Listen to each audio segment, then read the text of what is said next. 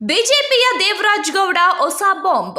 ಎಷ್ಟು ಬೇಗ ಈ ಕಾಂಗ್ರೆಸ್ ಸರ್ಕಾರ ಪತನ ಆಗ್ತದೆ ಅಂತೇಳಿ ಕಾಂಗ್ರೆಸ್ ಪಕ್ಷದ MLA ಕಾಯ್ತವ್ರೆ. 65 ಜನ ಕಾಂಗ್ರೆಸ್ ಶಾಸಕರು ಬಿಜೆಪಿಗೆ ಬರಲಿದ್ದಾರೆ. ನಾವೆಲ್ಲೂ ಕೂಡ ರಾಮನ ಪೂಜೆ ಮಾಡಬೇಡಿ, ನೀವಲ್ಲಿ ರಾಮನ್ನ ಪಾಲನೆ ಮಾಡಬೇಡಿ ಅಂತ ನಾವೇನು ಹೇಳಿಲ್ವಲ್ಲ. ಕಾಂಗ್ರೆಸ್ನವ್ರಿಗೆ ಅವರು ಮನುಷ್ಯರೇ, ಅವರೇ ಹಿಂದೂವಾದಿಗಳೇ, ಅವರು ಹಿಂದೂಸ್ತಾನದಲ್ಲಿ ಬೆಳೆದಿರೋರಲ್ಲಿ ಅವರ ಭಾವನೆಯಲ್ಲಿ ಆ ಥರ ಸಂಶಯ ಬರ್ತದೆ ಅಂತ ಎಲ್ಲೋ ಒಂದು ಕಡೆ ಪಾಕಿಸ್ತಾನದ ನಂಟಿರ್ಬೋದು ಅವರಿಗೆ. ಸೊ ಹಾಗಾಗಿ ಬೇರೆ ಧರ್ಮದ ಜೊತೆ ಜಾಸ್ತಿ ಇನ್ವಾಲ್ವ್ ಆದಾಗಲ್ಲಿ ತಮ್ಮ ಮೂಲ ಧರ್ಮವನ್ನು ಮರಿತಾ ಬರ್ತಾರಲ್ಲಿ. ಹಾಗೆ ಎಲ್ಲೋ ಒಂದು ಕಡೆ ಮುಜುಗರ ಆಗ್ತದೆ ಬೇರೆಯವರಿಗೆ. ನಾನು ಆ ಧರ್ಮವನ್ನು ಮರಿತಾ ಇದ್ದೀನಿ, ನಾನಲ್ಲಿ ರಾಮನ್ನ ಮರಿತಾ ಇದ್ದೀನಿ ಅಂತ ಭಾವನೆ ಕಳವಳ ಉಂಟಾಗಿರೋದ್ರಿಂದ ಆ ಥರ ಅವರು ಹೇಳ್ಕೊಂಡಿರ್ಬೋದಲ್ಲಿ. ನಮ್ಮದು ಅದೇನು ಅಭ್ಯಂತರ ಏನಿಲ್ಲ. ಅಲ್ಲಿ ರಾಮ ಜಗತ್ತಿಗೆ ಬೇಕಾದಂಥವನು, ಈ ಜಗತ್ತನ್ನು ಸೃಷ್ಟಿಕರ್ತ ಅವರು. ಸೊ ಹಾಗಾಗಿ ಪ್ರತಿಯೊಬ್ಬರು ಕೂಡ ರಾಮನ ಹಬ್ಬ ಮಾಡಲೇಬೇಕಾಗ್ತದೆ. ಮತ್ತು ರಾಮನ ಜನ್ಮ ಕೂಡ ವಿಶೇಷವಾಗಿ ಈ ಜಗತ್ತಿಗೆ ನಾವು ಪರಿಚಯ ಮಾಡ್ಕೊಂಡಿರೋದು. ಹಾಗಾಗಿ ಕಾಂಗ್ರೆಸ್ನವರು ಬರಬೇಡಿ ಅಂತ ಹೇಳ್ತೇವೆ. ವಿಶೇಷವಾಗಿ ನಾವು ಅಯೋಧ್ಯೆ ಶ್ರೀರಾಮ ಮಂದಿರ ಉದ್ಘಾಟನೆ ಸಂದರ್ಭದಲ್ಲಿ ಅವ್ರಿಗೂ ವಿಶೇಷವಾಗಿ ನಾವು ನಮ್ಮ ನರೇಂದ್ರ ಮೋದಿಜಿಯವರು ಮತ್ತು ಆ ಒಂದು ಟ್ರಸ್ಟ್ನ ಮುಖಾಂತರ ಆಹ್ವಾನ ಮಾಡಿದ್ದೆವು ನಾವಲ್ಲಿ.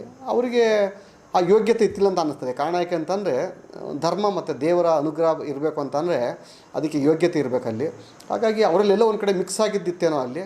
ಹಾಗಾಗಿ ದೇವರನ್ನು ಭೇಟಿ ಮಾಡೋಕ್ಕಾಗಲಿಲ್ಲ ಅಲ್ಲಿ. ಸೊ ಇದು ಸ್ಪಷ್ಟ ಉದಾಹರಣೆ ಇರ್ಬೋದು ಇಲ್ಲಿ. ಸಿದ್ದರಾಮಯ್ಯನವರ ಫ್ರೀ ಯೋಜನೆ ಜನರನ್ನ ಕೊಲ್ಲುವ ಯೋಜನೆ.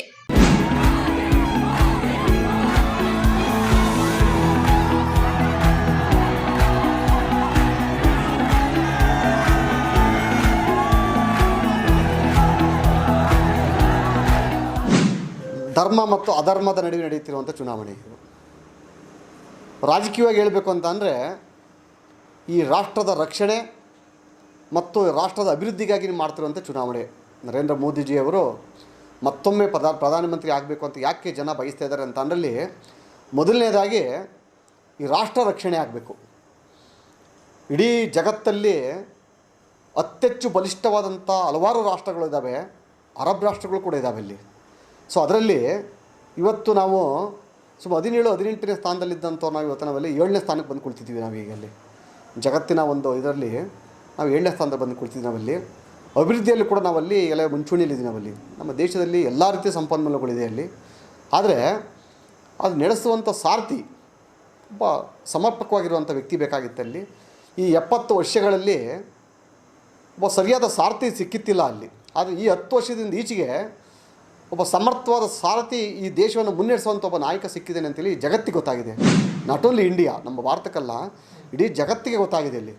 ಹಾಗಾಗಿ ಇವತ್ತು ವಿಶ್ವದ ಅನೇಕ ಅಗ್ರಗಣ್ಯ ನಾಯಕರುಗಳು ಇವತ್ತು ನಮ್ಮ ಭಾರತಕ್ಕೆ ತಲೆಬಾಗಿ ನಡೀತಾ ಇದ್ದಾವೆ ಅಲ್ಲಿ. ವಿಶ್ವಸಂಸ್ಥೆಯಲ್ಲಿ ನಮ್ಮನ್ನೆಲ್ಲ ಒಂದು ಕಡೆ ರಿಜಿಸ್ಟರ್ ಬುಕ್ಕಲ್ಲಿ ಸಹಿ ಮಾಡೋಕ್ಕೆ ಮಾತ್ರ ನಮ್ಮ ದೇಶವನ್ನು ಮಾಡಿಕೊಂಡಿದ್ರು. ಅಂದರೆ ಇಲ್ಲಿಂದ ರೆಪ್ರೆಸೆಂಟ್ ಮಾಡಿದಂಥ ಪ್ರಧಾನಮಂತ್ರಿಗಳಲ್ಲಿ ವಿಶ್ವಸಂಸ್ಥೆಯ ಒಂದು ಮೀಟಿಂಗ್ನಲ್ಲಿ ಅಲ್ಲಿ ಕುಳಿತು ಕಾಫಿ ಟೀ ಕುಡಿದು ಲಾಸ್ಟಲ್ಲಿ ಅದು ಬುಕ್ಕಲ್ಲಿ ಸಹಿ ಮಾಡಬೇಕಂತ ಒಂದು ಪ್ರಸಂಗ ನಾವೆಲ್ಲ ಕಣ್ಣಾರೆ ನೋಡ್ತಾ ಇದ್ವು. ಆದರೆ ಇವತ್ತು ಅದೇ ವಿಶ್ವಸಂಸ್ಥೆಯಲ್ಲಿ ಇವತ್ತು ನಮ್ಮ ನಾಯಕರ ಒಂದು ತಿಳುವಳಿಕೆ, ಅವರ ಜ್ಞಾನವನ್ನು ಹಂಚಿಕೊಳ್ಳುವಂಥ ಒಂದು ಅತಿ ಹೆಚ್ಚಿನ ಒಂದು ಉನ್ನತವಾದ ಮಟ್ಟಕ್ಕೆ ಇವತ್ತು ಬೆಳೆದು ನಿಂತಿದೆ. ಇವತ್ತು ಆರ್ಥಿಕವಾಗಿರ್ಬೋದಲ್ಲಿ, ರಕ್ಷಣಾ ವಿಚಾರದಲ್ಲಾಗಿರ್ಬೋದಲ್ಲಿ, ಆಮೇಲೆ ನಾವು ಎಕ್ಸ್ಪೋರ್ಟ್ ಆಗಿರ್ಬೋದು, ಇಂಪೋರ್ಟ್ ಆಗಿರ್ಬೋದಲ್ಲಿ ಭಾಳ ಮತ್ತೊಂದು ವಿಶೇಷ ನಾವೆಲ್ಲ ಕಣ್ಣೆದುರುಗಡೆ ನೋಡಿರುವಂಥ ವಿಚಾರ ಏನಂತ ಅಂದರೆ ಜಗತ್ತಲ್ಲಿ ಹಲವಾರು ರಾಷ್ಟ್ರಗಳು ಈ ಕೋವಿಡ್ ಸಂದರ್ಭದಲ್ಲಿ ನಲಿಗಿ ಹೋದವು. ಲಕ್ಷಾಂತರ ಜನ ಜೀವವನ್ನು ಕಳ್ಕೊಂಡ್ರು ಅಲ್ಲಿ. ನಕಲಿ ಔಷಧಿಯನ್ನು ಸೃಷ್ಟಿ ಮಾಡಿದಂಥ ಚೀನಾ ಇವತ್ತು ಕೂಡ ನಲುಗ್ತಾ ಕುಂತೈತೆ ಅಲ್ಲಿ.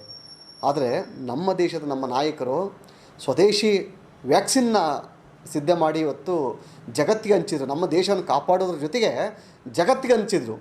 ಭಾಳ ವಿಶೇಷ ಏನು ಅಂತಂದರೆ ನಮ್ಮ ಈ 140 ಕೋಟಿ ಜನರಿಗೆ ಉಚಿತವಾಗಿ ವ್ಯಾಕ್ಸಿನ್ ಕೊಟ್ಟರು. ಇವತ್ತು ಯಾರು ಇಡೀ ವಿಶ್ವದಲ್ಲಿ ಯಾರೂ ಕೊಡಲಿಲ್ಲ ಅಲ್ಲಿ.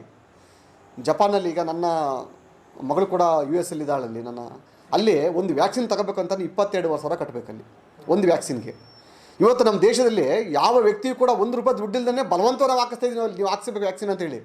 ಇಂಥ ಒಂದು ವಾತಾವರಣ ಸೃಷ್ಟಿ ಮಾಡಿರೋಂಥ ಅಂದರೆ ಇಲ್ಲಿ ಆರ್ಥಿಕತೆ ನಾವು ಎಷ್ಟು ಸದೃಢವಾಗಿದ್ದೀವಿ ಅಂತ. ಭಾಳ ವಿಶೇಷವಾಗಿ ಜಗತ್ತಲ್ಲಿ ನಾವೆಲ್ಲ ಫಾರಿನ್ ಅಂತ ಕರಿತಿದ್ದು ನಾವಲ್ಲಿ ಒಂದು ಟೈಮಲ್ಲಿ. ನಾವು ಬುಲೆಟ್ ಟ್ರೈನ್ ನೋಡಬೇಕು, ಹೈ ಸ್ಪೀಡ್ ಟ್ರೈನ್ಗಳು ನೋಡಬೇಕಲ್ಲಿ, ತುಂಬ ಹೈ ಸ್ಪೀಡು ಫ್ಲೈಟರ್ ಜೆಟ್ಗಳು ನೋಡಬೇಕು, ಮತ್ತು ಯುದ್ಧ ವಿಮಾನಗಳು ನೋಡಬೇಕು, ಹಡಗುಗಳು ನೋಡ್ಬೇಕಂತೇಳಿ ಇವತ್ತು ನಾವು ನಮ್ಮ ಸ್ವದೇಶಿ ನಿರ್ಮಿತವಾದಂಥ ಯುದ್ಧ ವಿಮಾನಗಳು, ಫೈಟರ್ ಜೆಟ್ಗಳು ಮತ್ತು ಸೈನಿಕರಿಗೆ ಬೇಕಾದಂಥ ಎಲ್ಲ ಸಲಕರಣೆಗಳು, ಕವಚಗಳು, ಭಾಳ ವಿಶೇಷವಾಗಿ ಇವತ್ತು ಜಗತ್ತಲ್ಲಿ ನಾವು ಊಹೆ ಮಾಡೋಕ್ಕಾಗದಿರೋ ಅಂಥ ಒಂದು ಶಸ್ತ್ರಾಸ್ತ್ರವನ್ನು ಒಳಗೊಂಡುವಂಥ ಒಂದು ರಾಷ್ಟ್ರ ಅಂತಂದರೆ ಇವತ್ತು ನಾವು ಇಂಡಿಯಾ ಇವತ್ತು ಮುಂಚೂಣಿಯಲ್ಲಿದೆ ನಾವಲ್ಲಿ. ಇದಕ್ಕೆ ಪ್ರಮುಖ ಕಾರಣ ನಮ್ಮ ನರೇಂದ್ರ ಮೋದಿಜಿಯವರು. ಅಂದರೆ ರಕ್ಷಣೆ ವಿಚಾರದಲ್ಲಿ ಇವತ್ತಲ್ಲಿ ನಾವು ಯಾರು ಊಹೆ ಮಾಡೋಕ್ಕಾಗಿತ್ತಿಲ್ಲ. ಅಲ್ಲಿ ಹಲವಾರು ನನ್ನ ಆತ್ಮೀಯರು ಮುಸಲ್ಮಾನ ಬಾಂಧವರು ನನ್ನ ದೇಶದಲ್ಲಿದ್ದಾರೆ ಇವತ್ತು. ಅವರೆಲ್ಲ ನಮ್ಮ ಭಾರತದವರಾಗಿದ್ದರೂ ಕೂಡ ಅಲ್ಲಿ ಆರ್ಟಿಕಲ್ 370 ಕಾಶ್ಮೀರದಲ್ಲಿ ಅಳವಡಿಸ್ಕೊಂಡಾಗ ನಾವು ಯಾರೂ ಕೂಡ ಓಡಾಡೋಕ್ಕಾಗ್ತಿತ್ತಿಲ್ಲ. ಅಲ್ಲಿ ನಾವೊಂದು ಮೂವಿಯಲ್ಲಿ ನೋಡಿದ್ದು, ಅಲ್ಲಿ ದಿಸ್ ಕಾಶ್ಮೀರ್ ಫೈಲ್ಸ್ ಅಂತೇಳಿ ಆ ಮೂವಿಯಲ್ಲಿ ಆಡು ಹಗಲೇ ಹಿಂದೂಗಳ ಬ್ರಾಹ್ಮಣ ಸಮುದಾಯವನ್ನು ಕೊಲ್ತಾಯಿದ್ರು. ರಸ್ತೆಯಲ್ಲಿ ಅವರನ್ನು ಅತ್ಯಾಚಾರ ಮಾಡ್ತಾಯಿದ್ರು. ಅಲ್ಲಿ ಸಂವಿಧಾನಕ್ಕೆ ಬೆಲೆನೇ ಇಲ್ಲ. ಅಲ್ಲಿ ಸಂವಿಧಾನವಾಗಿ ನಡ್ಕೋತಾಯಿದ್ರು. ಅಲ್ಲಿ ನಮ್ಮ ಯಾವುದೇ ಆರ್ಮಿಯವರು ಕೂಡ ಕಲ್ಲಲ್ಲಿ ಹೊಡಿತಾಯಿದ್ರು, ಚಪ್ಪಲಿ ಹೊಡಿತಾಯಿದ್ರು. ಇವತ್ತು ಅಂಥ ಜಾಗದಲ್ಲಿ ಇವತ್ತು ಆರ್ಟಿಕಲ್ 370 ತೆಗೆದು ಇವತ್ತಲ್ಲಿ ಸ್ವತಂತ್ರವನ್ನು ಕೊಡಿಸಿದಂಥ ಮಹಾನ್ ನಾಯಕ ಅಂದರೆ ಅದು ನರೇಂದ್ರ ಮೋದಿಯವರಲ್ಲಿ. ಅದು ಯಾರೂ ಕೂಡ ಯಾವುದೇ ಕಾಂಗ್ರೆಸ್ನವರೇ ಇದ್ದರೆ ಇವತ್ತಲ್ಲಿ ನಾವು ಏನು ಜಮ್ಮು ಮತ್ತು ಕಾಶ್ಮೀರ ಏನು ಬಿಟ್ಟಿದ್ದೀವಿ ಅವರ ಪಕ್ಕದಲ್ಲಿರುವಂಥ ರಾಜ್ಯಗಳನ್ನ ಮತ್ತು ಇನ್ನು ಕೆಲವು ರಾಜ್ಯಗಳನ್ನ ನಾವು ಮುಸಲ್ಮಾನ ರಾಷ್ಟ್ರಗಳಿಗೆ ಬಿಟ್ಕೊಡ್ಬೇಕಾಯ್ತಲ್ಲಿ. ಈಗಾಗಲೇ ಜಗತ್ತು ಭಾಳ ಅತಿ ಹೆಬ್ಬರಿಗಾಗುವಂಥ ಒಂದು ಕೆಲಸ ಏನು ಅಂತ ಅಂದರೆ, ಮೊನ್ನೆ ನಾನು ಒಂದು ನ್ಯೂಸ್ ನೋಡಿದೆ ನಾನಲ್ಲಿ ಇಂಟರ್ನ್ಯಾಷನಲ್ ಟಿ ವಿಯಲ್ಲಿ. ಪಾಕಿಸ್ತಾನದ ಒಬ್ಬ ಪ್ರಜೆ ಹೇಳ್ತಾನಲ್ಲಿ, ನಮಗೆ ಮೋದಿ ಅಂತ ಒಬ್ಬ ನಾಯಕ ಬೇಕು, ಮೋದಿ ಬೇಕು ನಮಗೆ. ಅಲ್ಲಿ ದಯಮಾಡಿ ಈ ಪಾಕಿಸ್ತಾನ ರಾಷ್ಟ್ರವನ್ನು ಭಾರತೀಯ ರಾಷ್ಟ್ರಕ್ಕೆ ಸೇರಿಸ್ಕೊಳ್ಳಿ, ನೀವಲ್ಲಿ ಭರತಖಂಡವನ್ನು ಮಾಡ್ಕೊಳ್ಳಿ ಅಂತ ಕೇಳ್ತಾರೆ. ಅಂತಂದರೆ ಪಾಕಿಸ್ತಾನದಲ್ಲಿ ನೇರವಾಗಿ ಕುಳಿತು ಕೇಳ್ತಾ ಇದ್ದಾರೆ ಅವನಲ್ಲಿ, ಈ ದೇಶವನ್ನು ಪಾಕಿಸ್ತಾನವನ್ನು ನಾವು ಭಾರತಕ್ಕೆ ಸೇರಿಸ್ಕೊಳ್ಳಿ, ನಮಗೆ ಮೋದಿ ಪ್ರಧಾನಿ ಬೇಕು ಅಂತಂತೇಳಿ. ಆದರೆ ಕಾಂಗ್ರೆಸ್ನವ್ರಿಗೆ ಅವ್ರಿಗೆ ನಾಚಿಕೆ ಆಗಬೇಕು ಇವತ್ತಲ್ಲಿ. ಯಾಕೆ ಅಂತಂದರೆ ಇವತ್ತು ನಾವು ದೇಶದಲ್ಲಿ ಏನೆಲ್ಲ ಅನುಕೂಲ ಮಾಡಿಕೊಟ್ಟು ಇವತ್ತು ನಾವು ಮನಸ್ಸು ನೋಡೋಕ್ಕಾಗ್ತಿಲ್ಲ. ಇವತ್ತು ಸುಮಾರು 4.5 ಗಂಟೆ ಜರ್ನಿ ಇತ್ತು ಅದರಲ್ಲಿ ಪೂನಾಯಿಂದ ಬಾಂಬೆಗೆ. ಇವತ್ತಲ್ಲಿ ಕೇವಲ ಇವತ್ತು 1 ಗಂಟೆಯಲ್ಲಿ ಜರ್ನಿ ಮಾಡೋವಂಥ ಒಂದು ಸುರಂಗ ಮಾರ್ಗದ ರಸ್ತೆಗಳನ್ನು ಮಾಡಿದಲ್ಲಿ.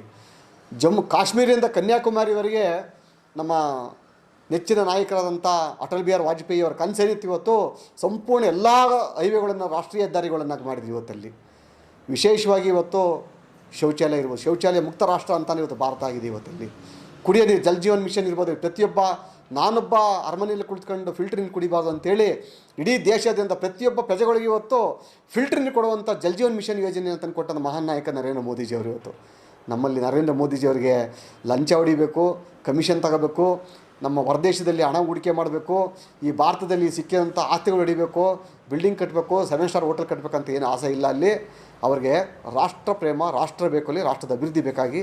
ಹಾಗಾಗಿ ಮತ್ತೊಮ್ಮೆ ನರೇಂದ್ರ ಮೋದಿಜಿಯವರು ಬರಬೇಕಲ್ಲಿ, ಈ ದೇಶದ ಅಭಿವೃದ್ಧಿಗಾಗಿ ಶ್ರಮಿಸಬೇಕು ಅಲ್ಲಿ. ಮತ್ತು ವಿಶೇಷವಾಗಿ ನಮ್ಮ ದೇಶದಲ್ಲಿ ರಕ್ಷಣೆ, ಆಂತರಿಕ ರಕ್ಷಣೆಯಲ್ಲಿ ಇಲ್ಲಿ ಏನಾಗಿದೆ ಅಂತಂದರೆ ಅಲ್ಲಿ ಜಾತಿಗಳ ಮಧ್ಯೆ ವಿಷ ಬೀಜವನ್ನು ಬಿತ್ತುವಂಥದ್ದು ಇದು ಕಾಂಗ್ರೆಸ್ ಪಕ್ಷ ಮಾಡ್ತಾಯಿದೆ. ಇಲ್ಲಿ ಇವತ್ತು ಮೊನ್ನೆ ಯಾವುದೊಂದು ಸಣ್ಣ ಚುಟುಕಿ ಹೆಣ್ಮಕ್ಳ ಬಗ್ಗೆ ಅವೇಳನಕಾರಿ ಹೇಳಿಕೆಯನ್ನು ಕೊಟ್ಟರು HD ಕುಮಾರಸ್ವಾಮಿ ಅಂತೇಳಿ. ಏನು ಹೇಳೋದಲ್ಲಿ ಯಾವ ಅವೇಳನಕಾರಿ ಹೇಳಿಕೆ ಕೊಟ್ಟಾರಲ್ಲಿ? ಇವತ್ತು ನಮ್ಮ ದೇಶದಲ್ಲಿ ನಮ್ಮ ಹೆಣ್ಣಿಗೆ ಮಹಾನ್ ಗೌರವ ಇದೆ. ಕಾರಣ ಏನು ಅಂತಂದರೆ, ಹೆಣ್ಣು ಅಂದರೆ ಅನ್ನಪೂರ್ಣೇಶ್ವರಿ, ನೀಡುವವಳು, ಅನ್ನ ನೀಡುವಂಥವಳು. ಅಲ್ಲಿ ಇವತ್ತು ನಮ್ಮ ದೇಶದ ನಾರಿಯರು ಕೈಯಲ್ಲಿ ಕೊಡೋವಂಥವ್ರು ಇವತ್ತು ಭಿಕ್ಷೆ ಬೇಡವಂತಾರಲ್ಲ. ಇವತ್ತು ಕಾಂಗ್ರೆಸ್ ಸರ್ಕಾರ ಏನು ಮಾಡಿದೆ ಅಂತ ಅಂದರೆ 2,000 ರೂಪಾಯಿ ಭಿಕ್ಷೆ ಬೇಡ ಮಟ್ಟಕ್ಕೆ ತಂದು ಮಡಗಿದೆ. ಇವತ್ತಲ್ಲಿ ಜನಗಳಿಗೆ ಅರ್ಥ ಆಗ್ತಿಲ್ಲ ಅದು. ಯಾಕೆಂದರೆ 4,000 ರೂಪಾಯಿ ತನ್ನ ಒಬ್ಬ ಕುಟುಂಬದ ರೈತನಿಗೆ ಕೊಡಬೇಕಾದಂಥ ದುಡ್ಡನ್ನು ಸ್ಟಾಪ್ ಮಾಡಿದ್ರು. ಅದನ್ನು 10,000 ರೂಪಾಯಿ ಪ್ರತಿ ವರ್ಷ ಕೊಡ್ತಿದ್ದಂಥ ರೈತಿಗೆ ಕೊಡ್ತಿದ್ದಂಥ 10,000 ರೂಪಾಯಿ ನರೇಂದ್ರ ಮೋದಿಯವರ ಸ್ಕೀಮ್ ಇದ್ದಂಥ ಅದನ್ನು ರದ್ದು ಮಾಡಿದ್ರಲ್ಲಿ 14,000 ರೂಪಾಯಿ ಕಟ್ಟಾಯಿತು. ಆದರೆ ಇಲ್ಲೇ 2,000 ರೂಪಾಯಿ ಕೊಡ್ತಾವ್ರೆ. ಇಲ್ಲಿ ಇದು ಜನಗಳಿಗೆ ಅರ್ಥ ಆಗ್ತಾ ಇಲ್ಲ. ಅಲ್ಲಿ ಇದು ಧರ್ಮ ಮತ್ತು ಅಧರ್ಮದ ಯುದ್ಧ. ಕಾಂಗ್ರೆಸ್ ಪಕ್ಷ ಪತನ ಆಗ್ತದೆ. ಇದರಲ್ಲಿ ಏನು 5 ಗ್ಯಾರಂಟಿ ಕೊಟ್ಟಿದ್ದಾರೆ ಅವರಲ್ಲಿ. ಇವತ್ತು ನಮ್ಮ ಹೆಣ್ಮಕ್ಳು ಬಸ್ ಉಚಿತ ಫ್ರೀ ಅಂತ ಎಷ್ಟು ಜನ ನಮ್ಮ ಹೆಣ್ಮಕ್ಳನ್ನ ಬಸ್ಸಲ್ಲಿ ಕಳಿಸ್ತೀವಿ ಹೇಳಿ. ಇಲ್ಲಿ ಆಕೆ ಒಂದು ವಾರಕ್ಕೆ 1 ಸಲ 2 ಸಲ ಓಡಾಡ್ಬೋದು ಅಲ್ಲಿ. ಆದರೆ ಅವ್ರು ಗಂಡ ಹೋಗ್ಬೇಕು ಅಂತ ಅಂದರೆ 8 ದಿವಸ ಹೋಗೋಕ್ಕಾಗಲ್ಲ. ಗಂಡ ದಿವಸ ಹೋಗ್ಬೇಕಲ್ಲ. 100 ರೂಪಾಯಿ ಕೊಡ್ತಾ ಜಾಕ 500 ರೂಪಾಯಿ ಕಟ್ಟಬೇಕು. ಈಗ ಅವನು ಎಷ್ಟೋ ಜನ ದೇವಸ್ಥಾನಕ್ಕೆ ಆಗಿರ್ಬೋದು ಅಥವಾ ಶ್ರೀ ಕ್ಷೇತ್ರಕ್ಕೆ ಆಗಿರ್ಬೋದು ಹೋಗದೇ ಇರೋರು ಸಹ ಹೋಗಿ ಬರ್ತಿದ್ದಾರೆ. ಸರ್, ಈಗ ಸರ್ ಇವತ್ತು ನಾವು ಈ ನಮ್ಮ ದೇಶದಲ್ಲಿ ಎಷ್ಟು ಜನ ಹೆಣ್ಮಕ್ಳು ವರ್ಷದಲ್ಲಿ ಎಷ್ಟು ದೇವಸ್ಥಾನಕ್ಕೆ ಹೋಗ್ತಾರೆ ಹೇಳಿ? ಪ್ರಾಮಾಣಿಕ ಹೇಳೋದು ನಾವಲ್ಲಿ ವರ್ಷಕ್ಕೆ 1 ಸಲ 2 ಸಲ ಹೋಗ್ಬೋದಲ್ಲಿ. ಆಕೆ ಒಂದು 500 ರೂಪಾಯಿ ದುಡ್ಡು ಉಳಿಸ್ಬೋದು ಒಂದು ದೇವಸ್ಥಾನಕ್ಕೆ ಹೋಗ್ಬೋದು ಅಂತ ಅಂದರೆ. ಆದರೆ ಅವ್ರ ಗಂಡ ಹೊಟ್ಟೆಪಾಡಿಗೋಸ್ಕರ ದಿವಸ ಕೂಲಿ ನನಗೆ ಹೋಗಲೇಬೇಕಲ್ಲ. ಅಲ್ಲಿ ಅವ್ನು 5,000 ಖರ್ಚು ಮಾಡ್ತಾನಲ್ಲ. ಅಲ್ಲಿ 5,000 ರೂಪಾಯಿ ದುಡ್ಡು ಜಾಸ್ತಿ ಕೊಡ್ತಾವನಲ್ಲ. ಇಲ್ಲಿ 500 ರೂಪಾಯಿ ಉಳ್ಸೋಕೆ ಹೋದ್ರಲ್ಲ. 5,000 ಐತೆ. 10 ಜನಗಳಿಗೆ ಗೊತ್ತಾಗ್ತಿಲ್ವಲ್ಲ. ಅದಲ್ಲಿ ಗೊತ್ತಾಗ್ತೈತೆ ಅಲ್ಲಿ. ಬಟ್ ಕಾಂಗ್ರೆಸ್ ಗ್ಯಾರಂಟಿ ಏನು ಕೊಟ್ಟರು ಅಲ್ಲಿ ಈ ರಾಜ್ಯ ಪತನ ಆಗಿದೆ. ಇಲ್ಲಿ ಅಭಿವೃದ್ಧಿ ಇಲ್ಲ ಇವತ್ತು ನನ್ನ ಜಿಲ್ಲೆಗೆ ಪ್ರತಿ ವರ್ಷ ಸುಮಾರು 8,000 to 10,000 ಕೋಟಿ ಅನುದಾನ ಬರ್ತಾಯಿತ್ತು ಅಭಿವೃದ್ಧಿಗಾಗಿ. ಇವತ್ತು ಕೇವಲ 200 ಕೋಟಿ ಬಂದಿಲ್ಲ. ಲೆಕ್ಕ ಕೊಡ್ತೀನಿ ಬೇಕಾದ್ರೆ ನಿಮಗೆ. ಅಲ್ಲಿ ಸಿದ್ದರಾಮಯ್ಯ ಎದುರುಗಡೆ ಬಂದು ಕುಳಿತುಕೊಳ್ಳಿ. ಅಲ್ಲಿ ಅವ್ರು ಆರ್ಥಿಕ ತಜ್ಞರಲ್ವಾ, ಯಾಕೆಂದ್ರೆ ಅವರ ವಕೀಲರು ನಾನೇ ಆಗಿದ್ದೆ ನಾನು ಆ ಟೈಮಲ್ಲಿ. ಎದುರುಗಡೆ ಬಂದು ಕುಳಿತು ಲೆಕ್ಕ ಕೊಡ್ತೀನಿ ನಾವಲ್ಲಿ, ಅವ್ರಿಗೆ ಗೊತ್ತಲ್ಲಿ. ಆಮೇಲೆ ಇನ್ನೊಂದು ಭಾಳ ಸಂಕ್ಷಿಪ್ತ ವಿಚಾರ ಅಂತಂದರೆ, ಎಷ್ಟು ಬೇಗ ಈ ಕಾಂಗ್ರೆಸ್ ಸರ್ಕಾರ ಪತನ ಆಗ್ತದೆ ಅಂತೇಳಿ ಕಾಂಗ್ರೆಸ್ ಪಕ್ಷದ MLAಗಳೇ ಕಾಯ್ತವ್ರೆ. ಈ ಒಂದು ಚುನಾವಣೆ ಕಳೆದ 1-1.5 ತಿಂಗಳಲ್ಲಿ ಸುಮಾರು 60-65 ಜನ ಶಾಸಕರು ಹೊರಗೆ ಬರ್ತಾರೆ ನೋಡಿ. ಯಾಕೆಂದರೆ ಮುಂದೋಗ್ಯವ್ರೆ ಇವರು. ಈ ಫ್ರೀ ಗ್ಯಾರಂಟಿಯಿಂದ ಅಭಿವೃದ್ಧಿ ಮಾಡೋಕ್ಕಾಗ್ತಾಯಿಲ್ಲ, ಕ್ಷೇತ್ರದ ಅಭಿವೃದ್ಧಿ ಮಾಡೋಕ್ಕಾಗ್ತಾಯಿಲ್ಲ. ಅಲ್ಲಿ ಅನುದಾನ ಇಲ್ಲ, ಅಲ್ಲಿ ಫ್ರೀ ಗ್ಯಾರಂಟಿ ಕೊಡೋಕ್ಕೆ ದುಡ್ಡಿಲ್ಲ ಅಂದಮೇಲೆ ನೆಲ್ಲಿಂದ ತಂದು ಕೊಡ್ತಾರೆ ಅವರು. Sir, first time in highest 3,71,000 ಕೋಟಿ ಬಜೆಟ್ ಮಂಡನೆ ಮಾಡಿದ್ದು ಫಸ್ಟ್ ಟೈಮ್ ಇನ್ ಹೈಯೆಸ್ಟ್ ಅಂತ ಹೇಳ್ತಿದ್ದಾರೆ ಸಿದ್ದರಾಮಯ್ಯ. ಸೊ ಅದು ಪುಸ್ತಕದ ಬಂದಾಗ ಅಷ್ಟೇ ಅಲ್ಲಿ. ಯಾಕೆಂದ್ರೆ ನಾನು ಬಜೆಟ್ ಕಾಪಿ ಪೂರ್ತಿ ತಗೊಂಡಿದ್ದೀನಿ ನಾವಲ್ಲಿ. ಆ ಬಜೆಟ್ ಕಾಪಿಯಲ್ಲಿ ಕೊಟ್ಟಿರುವಂಥ ದುಡ್ಡುಗಳು ಯಾವುದು ಅಂತ ಅಂದರೆ ಬೇರೆ ಬೇರೆ ಅಭಿವೃದ್ಧಿ ಕೊಟ್ಟಿರುವಂಥ ಕೆಲಸಗಳು ದುಡ್ಡನ್ನು ಕಟ್ ಮಾಡಿಲ್ಲ ಹಾಕೊಂಡ್ರದಲ್ಲಿ. ಫ್ಲೋಟಿಂಗ್ ಎಲ್ಲಿದೆ ಅಲ್ಲಿ? ಫ್ಲೋಟಿಂಗ್ ಬೇಕಲ್ಲ ಅಲ್ಲಿ. ಲಿಕ್ವಿಡಿಟಿನೇ ಇಲ್ಲ ಆಮೇಲೆ ನೀವು ಪುಸ್ತಕದ ಅನೌನ್ಸ್ ಮಾಡೋಕ್ಕೆ ಏನಾಗ್ತದೆ ಅಲ್ಲಿ? ಸೊ ಈ ಒಂದು ಬೆಳವಣಿಗೆ ಇದೆಯಲ್ಲ, ಇದು ಜನಗಳಿಗೆ ಮರಳು ಮಾಡೋ ಅಂಥ ಕೆಲಸ ಇದೆ ಅಲ್ಲಿ. ನಾನು ಒಂದು ಹೇಳಿದೆ ಸಿದ್ದರಾಮಯ್ಯರಿಗೆ ಮತ್ತು DK ಶಿವಕುಮಾರ್ ಒಂದು ಸವಾಲು ಆಗ್ತೀನಿ ನಾನಲ್ಲಿ. ನಿಮ್ಮ ಬಜೆಟ್ ಮಂಡನೆ ಮಾಡಿದಿರಲ್ಲ, ಅದನ್ನು ಜಾರಿ ತಂದು ತೋರಿಸಿ. ನೀವಲ್ಲಿ ತೋರಿಸಿ, ಅಭಿವೃದ್ಧಿ ತೋರಿಸಿ. ಅಲ್ಲಿ ನಮ್ಮ ಸರ್ಕಾರ ಮಾಡ್ತಾಯಿತ್ತಲ್ಲ, ಪ್ರತಿ ಗ್ರಾಮಗಳಲ್ಲಿ ಅಭಿವೃದ್ಧಿ ಮಾಡ್ತಾಯಿತ್ತಲ್ಲ, ಆ ಅಭಿವೃದ್ಧಿ ಒಂದೇ ಒಂದು ತೋರಿಸಿ ನೀವಲ್ಲಿ. ನೋಡಿ, ಇವತ್ತು ನಾವು ಸಣ್ಣ ಎಕ್ಸಾಂಪಲ್ ಹೇಳಬೇಕು ಅಂತಂದರೆ, ಇವತ್ತಲ್ಲಿ ಒಂದು ರಾಷ್ಟ್ರ ಇಂಪ್ರೂವ್ ಆಗಬೇಕು ಅಂತಂದರೆ ಗ್ರಾಮ ಪಂಚಾಯತಿ ಲೆವೆಲ್ಗೆ ಅದು ಇಂಪ್ರೂವ್ಮೆಂಟ್ ಆಗಬೇಕಲ್ಲಿ. ಗ್ರಾಮ ಪಂಚಾಯತಿಲಿ ಇವತ್ತು ರಾಜ್ಯ ಸರ್ಕಾರದ ಒಂದೇ ಒಂದು ಯೋಜನೆ ಇಲ್ಲ.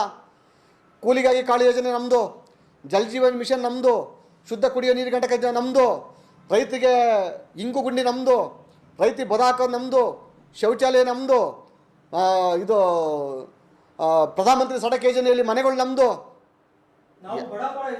ಎಲ್ಲಿದೆ? ಅಲ್ಲ, ಯಾರು ಬಡವ್ರ ಪರವಾಗಿದ್ದಾರೆ ನೋಡೋ. ವಿಕಸಿತ ಭಾರತ್ ಕಾರ್ಯಕ್ರಮಕ್ಕೆ ನಾನು ರಾಷ್ಟ್ರದಿಂದ ನನಗೆ ಆ ಬ್ರ್ಯಾಂಡ್ ಅಂಬಾಸಡರ್ ಹಾಕಿದ್ರು ನನ್ನಲ್ಲಿ. ಈ ಜಿಲ್ಲೆಯ ವಿಕಸಿತ ಭಾರತ್ ಕಾರ್ಯಕ್ರಮದ ಸಂಚಾಲಕ ನಾನಲ್ಲಿ. ನಾನು ಹೋದಾಗ ಇವ್ರು ಎರಡೆರಡು ಸ್ಪೀಚ್ ಭಯ ಸ್ಟಾರ್ಟ್ ಆಗೋದು, ಸರ್ಕಾರಕ್ಕೆ ಇವ್ರು ಭಯ ಸ್ಟಾರ್ಟ್ ಆಗುತ್ತೆ. ಅಲ್ಲಿ ಏನು ಭಯ ಸ್ಟಾರ್ಟ್ ಆಯಿತು ಅಂತ PDOಗಳು ಬರಲೇ ಇಲ್ಲ ಅಲ್ಲಿ. ಯಾಕೆಂದ್ರೆ ಯೋಜನೆ ಯಾವುದು ಕರ್ನಾಟಕದ ಸರ್ಕಾರ, ರಾಜ್ಯ ಸರ್ಕಾರದ ಇಲ್ಲವೇ ಇಲ್ಲ ಅಲ್ಲಿ. ಎಲ್ಲ ಕೇಂದ್ರ ಸರ್ಕಾರದ್ದು, ಎಲ್ಲ ನರೇಂದ್ರ ಮೋದಿ ಅವ್ರದ್ದು ಏನಂತ ಹೇಳ್ತಾರೆ ಅಲ್ಲಿ.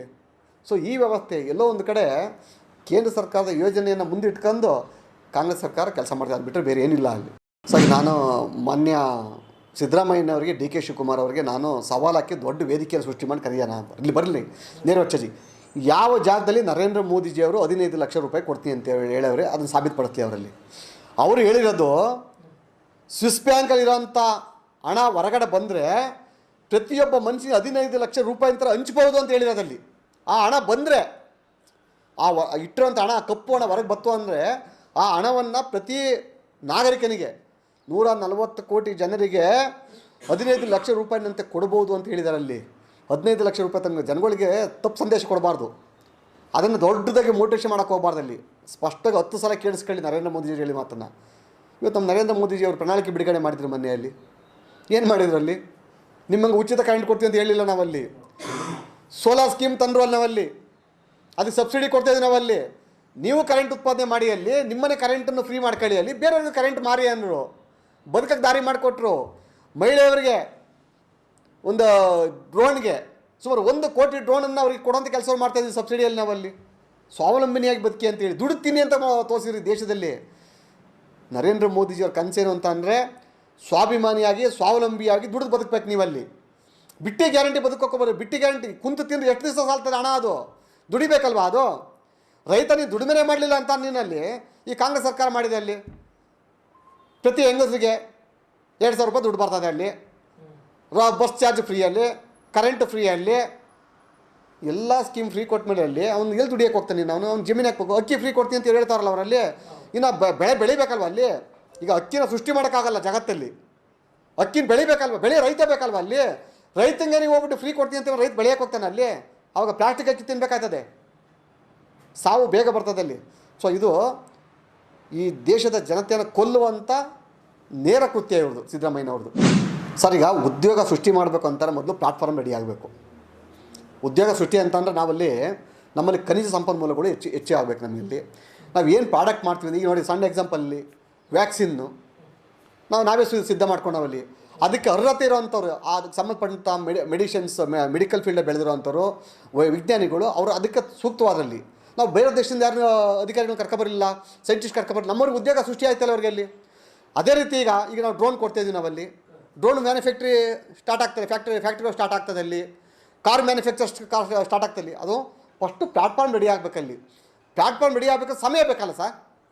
ಈ ಸಮಯ ಇವ್ರು ಕಾಯ್ದು ನೋಡಬೇಕಲ್ವ ಅಲ್ಲಿ ಇವರಲ್ಲಿ. ಈಗ ನಾವು ಹೇಳಿದ್ದು ನಾವಲ್ಲಿ, ನಾವು ಬುಲೆಟ್ ಟ್ರೈನ್ ಬಿಡ್ತೀವಿ ಅಂತ ಹೇಳಿದ್ದು ನಾವಲ್ಲಿ.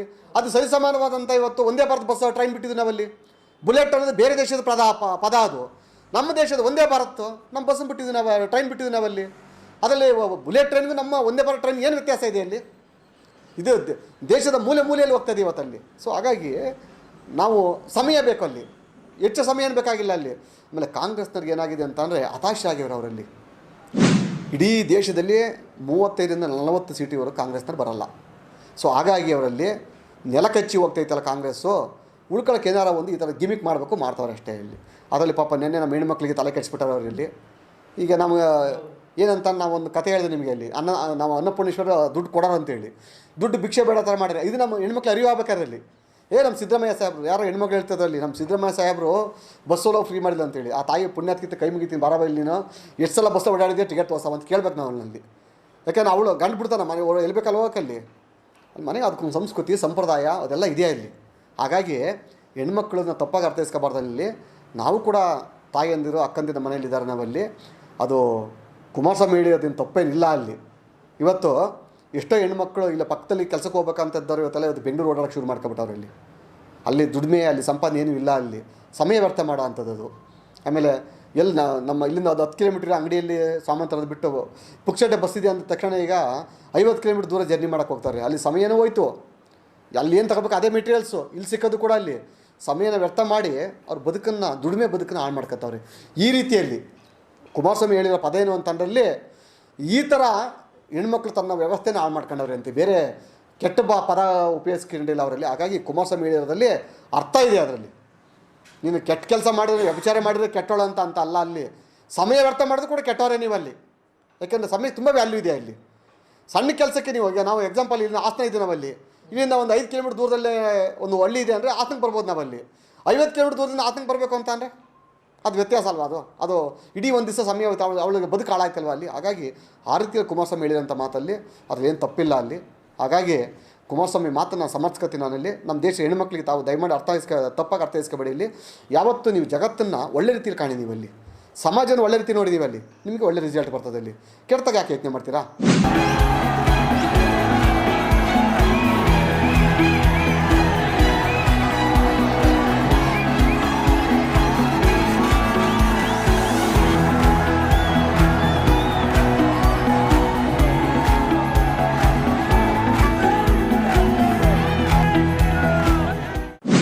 ಹಾಸನದಲ್ಲಿ ಸತ್ಯ ಧರ್ಮ ಮತ್ತು ಅಧರ್ಮ ಮತ್ತು ಅಸತ್ಯಗಳ ನಡುವೆ ನಡೀತಿರೋಂಥ ಚುನಾವಣೆ ಇದು. ಇಡೀ ದೇಶಕ್ಕೆ ಭಾಳ ದೊಡ್ಡ ಕೊಡುಗೆ ಏನು ಅಂತಂದರೆ ನರೇಂದ್ರ ಮೋದಿಯವರು ಮತ್ತೊಮ್ಮೆ ಪ್ರಧಾನಿಯಾಗಿ ಹೋಗೋದೇ ದೊಡ್ಡ ಕೊಡುಗೆಯಲ್ಲಿ. ನಾವು ಈ ಬಾರಿ ಸುಮಾರು 400ಕ್ಕೂ ಅಧಿಕ ಸೀಟ್ಗಳನ್ನು ನಾವು ಗೆಲ್ತೀವಿ, ಅದರಲ್ಲಿ ವ್ಯತ್ಯಾಸ ಇಲ್ಲ ಅಲ್ಲಿ. ಹಾಗಂತೇಳಿ ಹಾಸನದಿಂದ ಬರುವಂಥ ಅಭ್ಯರ್ಥಿಯಿಂದ ನರೇಂದ್ರ ಮೋದಿಯವರು ಪ್ರಧಾನಿ ಆಗ್ತಾರೆ ಆಗಲ್ಲ ಅನ್ನೋದು ಪ್ರಶ್ನೆ ಇಲ್ಲಿ ಬರೋದೇ ಇಲ್ಲ ಇಲ್ಲಿ. ಯಾಕೆ ಅಂದರೆ ಈ ಜಿಲ್ಲೆಯಲ್ಲಿ ಭ್ರಷ್ಟರು ಮತ್ತು ಧರ್ಮ ಎರಡರ ನಡುವೆ ನಡೀತಿರೋಂಥ ಚುನಾವಣೆಯಲ್ಲಿ ನಾನು ಮನವಿ ಮಾಡೋದೇನು ಅಂತಾರೆ ಈ ಜಿಲ್ಲೆಯ ಜನತೆಗೆ ಇಲ್ಲಿ ಪವಿತ್ರವಾದಂಥ ಈ ಲೋಕಸಭೆಗೆ 2024 ಲೋಕಸಭೆಗೆ ಇಲ್ಲಿ ಭಾಳ ಪ್ರಾಮಾಣಿಕರಿರುವಂಥ ಒಬ್ಬ ಧರ್ಮಿಷ್ಠನಾದಂಥ ನರೇಂದ್ರ ಮೋದಿಜಿಯವರ ಸಂಪುಟಕ್ಕೆ ಆ ಒಂದು ಲೋಕಸಭೆ ಜಾಗಕ್ಕೆ ಪ್ರಾಮಾಣಿಕವಾಗಿರುವಂಥವನ್ನ, ಜನಗಳ ಮೇಲೆ ಕಾಳಜಿ ಇರೋವಂಥವ್ರನ್ನ, ಜನಗಳಿಗಾಗಿ ಹೋರಾಟ ಮಾಡುವಂಥ ಒಬ್ಬ ಸಮರ್ಥ ನಾಯಕನ ಆಯ್ಕೆ ಮಾಡಿ ಕಳಿಸಿ ನೀವಲ್ಲಿ.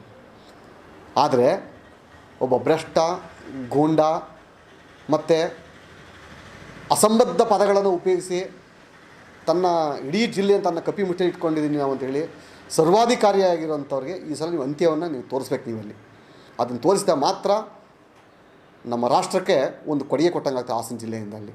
ಅದರಿಂದ ನಾನು ಮತ್ತೊಮ್ಮೆ ಮನವಿ ಮಾಡ್ತೀನಿ, ಇಲ್ಲಿ ಒಬ್ಬ ಪ್ರಾಮಾಣಿಕ ಅಭ್ಯರ್ಥಿಯನ್ನು ಈ ಬಾರಿ ಲೋಕಸಭೆ ಕಳಿಸ್ಕೊಡಿ ಅಂತ ಕೇಳ್ತಾ ಎಲ್ಲರಲ್ಲೂ ನಾನು ಮನವಿಯನ್ನು ಮಾಡ್ತೀನಿ.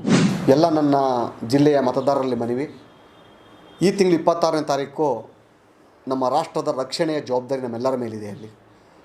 ಮೊದಲನೇದಾಗಿ ರಾಷ್ಟ್ರದ ಅಭಿವೃದ್ಧಿ, ರಾಷ್ಟ್ರದ ರಕ್ಷಣೆ, ಇದಕ್ಕೆ ನಾವು ಸಮರ್ಥ ನಾಯಕನ ಆಯ್ಕೆ ಮಾಡಬೇಕಾಗಿದೆ ಇಲ್ಲಿ. ಹಾಗಾಗಿ ಯಾರೊಬ್ಬರೂ ಕೂಡ 18 ವರ್ಷದ ಮೇಲ್ಪಟ್ಟಿರುವಂಥ ಪ್ರತಿಯೊಬ್ಬ ಮತದಾರರು ಕೂಡ ಎಲ್ಲೇ ಇದ್ದರೂ ಕೂಡ ಬಂದು ನೀವಲ್ಲಿ ಮತದಾನವನ್ನು ಮಾಡಿ. ಅಲ್ಲಿ ನಿಮ್ಮ ಒಂದು ಮತ ಈ ದೇಶದ ಬದಲಾವಣೆಯನ್ನು ತೋರಿಸ್ತದೆ. ಹಾಗಾಗಿ ನಾವು ಮತದಾನ ಮಾಡೋಣ, ನೀವು ಕೂಡ ಬಂದು ಮತದಾನ ಮಾಡಿ. ಅಲ್ಲಿ ದಯವಿಟ್ಟು ಮತದಾನ ಮಾಡೋದನ್ನು ಮರಿಬೇಡಿ. ವಂದನೆಗಳು.